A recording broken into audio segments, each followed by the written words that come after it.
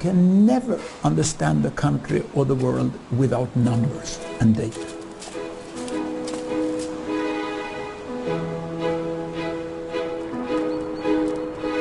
한스 로슬링은 데이터로 세상을 봅니다.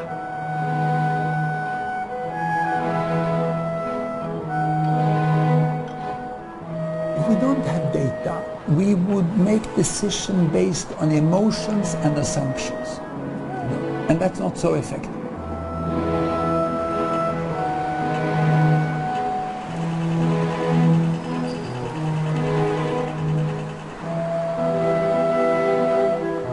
한스 로슬링은 한국에 와본 적이 없습니다. 그러나 누구보다 한국에 대해 잘 압니다.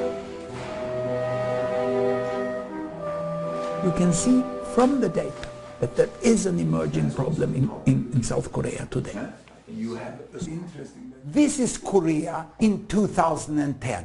It's the composition of the population. Here it's 0 to 20 years old, the children.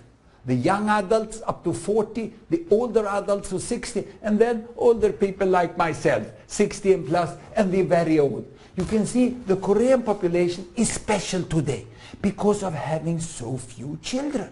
We are surprised why this successful nation doesn't have more children. And look what is going to happen in the future. When we look at the projection, this is what's going to happen. Look, they are going to grow up, these children, they are going to be young adults, and then they get more children and they get even less. Look the difference. The yellow here is what it used to be in 2010. This is how it will be in 2030. Many old people more to take care of, and even the very old. And let us go even 20 years more into the future. We go to 2030, they grow up in young adults, and they get children, and they get less children. The population of South Korea will start to decrease. And you will have very old people to take care of. This younger generation are smaller than the older generation. This is the surprise of Korea. Let's look at the background. I will go and show that the overall data is important to have first. As we looked at the statistics on Korea, it's a rich country, well-educated country. Perhaps now time is thinking about other aspects of the Korean society. And let's see how much difference that can make. And I would do that by 한스 로슬링은 데이터로 세상을 바꿀 수 있다고 믿습니다.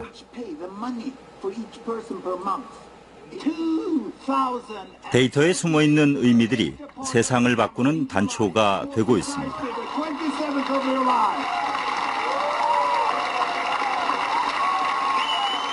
No country could actually have advanced without good data on what happens.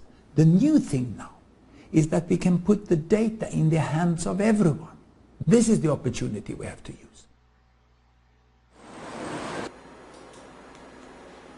So let me show you this graph with 4 countries: South Korea, Japan, United States, and Sweden. And on this axis, the horizontal, I show money, income per person.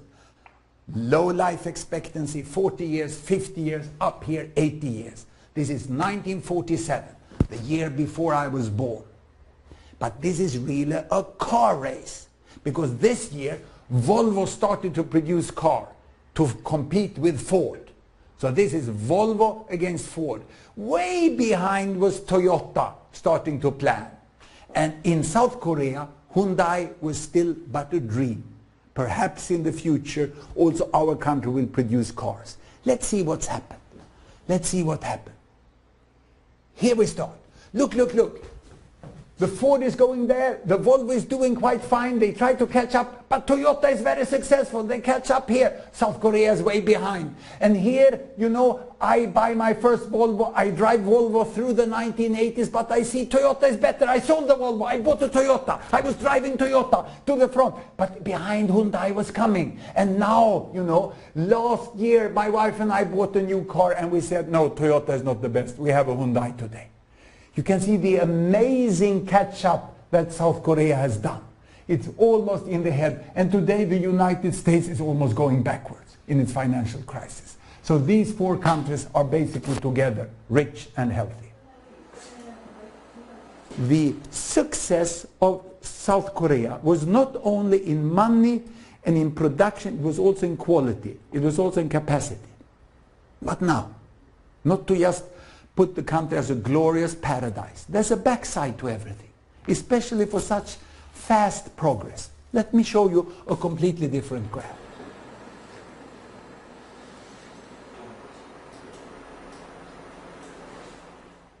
This is a sad graph about something that used to be a problem, big problem in my country, and still is to a certain degree. I show the number of suicide per 100,000 people. The most tragic thing that can happen in a family and in a country. But you see, South Korea is tragically high here. Russia is higher. But Japan and much more Sweden and the United States is lower. My interpretation is that the enormous achievements in school and in economy has come at a cost in Korea. A cost of very high pressure on the individual. Whereas in the richer countries that has been richer for a longer time, we release the individual. And the individual have much more opportunity to live their life as fit them personally.